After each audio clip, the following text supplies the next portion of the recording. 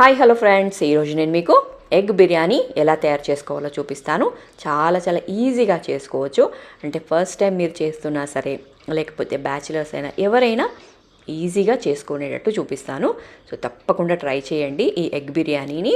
So చాలా చాలా ఈజీగా చేసుకోవచ్చు. ఇది మరీ చెప్తున్నాను, ఈజీగా చేసుకోవచ్చు. సో ఇంకెందుకు ఆలస్యం, ట్రై చేయండి. చాలామంది మీరు బిర్యానీ చేసుకోవాలి అంటే ఫస్ట్ మనకి రైస్ ఉడికించడంలోనే మనకి ప్రాబ్లం ఉంటుంది కదా. సో చాలామంది మనకు రైస్ని 60%, 70% ఉడికించండి అని చెప్తుంటారు. మనకి పర్సెంటేజులు, డివైడెడ్లు ఎందుకంటే హ్యాపీగా పక్కన పెట్టేసి నేను ఈరోజు చూపించిన విధంగా చేసుకోండి. ఈ మ్యాథ్స్ పర్సెంటేజులు అన్నీ ఇంకా పక్కన పెట్టేసుకొని హ్యాపీగా ఇలా చేసుకోవచ్చు. ఇంకెందుకు ఆలస్యం, ఎలా తయారు చేసుకోవాలో చూసేద్దాం. ఫస్ట్ మనం స్టవ్ మీద కడాయి పెట్టుకొని అందులో కొద్దిగా ఆయిల్ వేసుకోండి. మీకు ఇష్టం ఉంటే నెయ్యి కూడా యాడ్ చేసుకోండి. ఇలా ఆయిల్ వేసుకున్న తర్వాత ఆయిల్ వేడైన తర్వాత ఇందులో హోల్ గరం మసాలా, కొద్దిగా జీలకర్ర, ఒక 3 లవంగాలు, ఒక ఇలాచీ, ఒక బిర్యానీ ఆకు, అలాగే బిర్యానీ పువ్వు అని దొరుకుతుంది, ఇవన్నీ వేసి అలాగే ఇందులో సన్నగా పొడుగ్గా కట్ చేసుకున్న ఆనియన్స్ ఇవి కూడా వేసుకొని కొద్దిగా ఉప్పు వేసుకోండి. మన ఆనియన్స్ అనేటివి మంచిగా తొందరగా ఎరుపెక్కుతాయి. ఇలా ఆనియన్స్ని మంచిగా ఫ్రై చేసుకుందాం. ఇందులో మనము సింపుల్గా చేస్తున్నాం కాబట్టి ఫ్రైడ్ ఆనియన్స్ తీసి పక్కన పెట్టుకోవడం ఇవన్నీ ఏమీ చేయట్లేదు, హంగామా. సింపుల్గా చేస్తున్నాం కాబట్టి ఇందులోనే మనము ఈ ఆనియన్స్ని ఎర్రగా ఫ్రై అయ్యేటట్టు చేసుకుందాం. చూసారు కదా, ఇలా మంచిగా ఎర్రగా ఫ్రై అయిన తర్వాత ఇప్పుడు ఇందులో కొద్దిగా అల్లం వెల్లిపాయ పేస్టు, కొద్దిగా పసుపు వేసి కలిపేసుకొని ఇందులోనే ఒక 2 మీడియం సైజ్ టమాటాలు, మీకు టమాటాలు కొంచెం పెద్ద సైజులో ఉంటే 1 వేసుకోండి, లేదంటే 2 వేసుకోండి. మీ క్వాంటిటీని బట్టి కూడా మీరు వేసుకోండి. ఇలా 2 టమాటాలు వేసుకొని కలిపేసుకొని ఇందులోనే కొంచెం ధనియాల పొడి 1 స్పూను, అలాగే కొద్దిగా కారము, అలాగే కొంచెం బిర్యానీ మసాలా. ఇది నేను ఇంట్లోనే చేసుకున్నాను. మీకు కావాలి అంటే నేను రెసిపీ తొందరలోనే పోస్ట్ చేస్తాను. ఇది కొద్దిగా సాల్ట్, బిర్యానీ మసాలా, ఒక 2 స్పూన్ల పెరుగు, ఇవన్నీ వేసి కలిపేసుకొని ఇక మూత పెట్టుకొని మంచిగా ఆయిల్ పైకి వచ్చేంత వరకు ఉడికించుకోండి.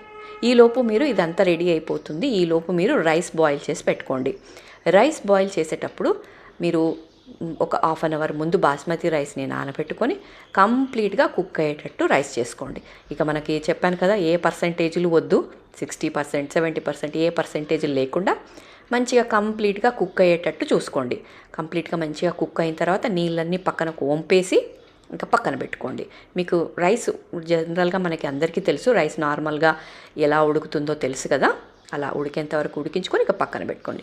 ఇక్కడ మన కర్రీ విషయానికి వస్తే చూసారు కదా, మంచిగా ఆయిల్ పైకి వచ్చేంత వరకు ఉడికించుకొని మీకు తగినన్ని ఎగ్స్ వేసుకొని, బాయిల్డ్ ఎగ్స్ వేసుకొని కొంచెం పుదీనా, కొత్తిమీర కట్ చేసుకున్న అవి కూడా వేసుకొని మన రెడీ రైస్ ఉంది కదా, నేను ఇందాక మీకు చెప్పాను రైస్ ఎలా ఉడికించుకోవాలి ఏమిటి అని, ఆ రైస్ని కూడా వేసుకొని మీరు రైస్ ఉడికించేటప్పుడే సేమ్ మనం మన బిర్యానీకి ఎలా ఉడికించుకుంటామో జస్ట్ అందులో కొంచెం కూడా మీ ఇందాక చూపించిన హోల్ గరం మసాలా, కొద్దిగా కొత్తిమీర వేసి కంప్లీట్గా కుక్ అయిన రైస్, మీరు చెప్పాను కదా ఎంత పర్సెంటేజ్ పెట్టుకోకండి, కంప్లీట్గా కుక్ అయ్యేంత వరకు రైస్ని కుక్ చేసుకొని ఆ నీళ్ళు వంపేసుకోండి.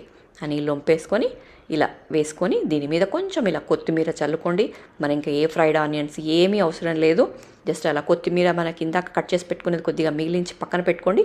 అది వేసి గార్నిష్ చేసి ఇంకా ఒక 5 నిమిషాలు సిమ్లో మీరు దమ్ చేసుకుంటే మన ఎగ్ దమ్ బిర్యానీ రెడీ అయిపోతుంది. చాలా చాలా టేస్టీగా ఉంటుంది. డెఫినెట్గా ట్రై చేయండి.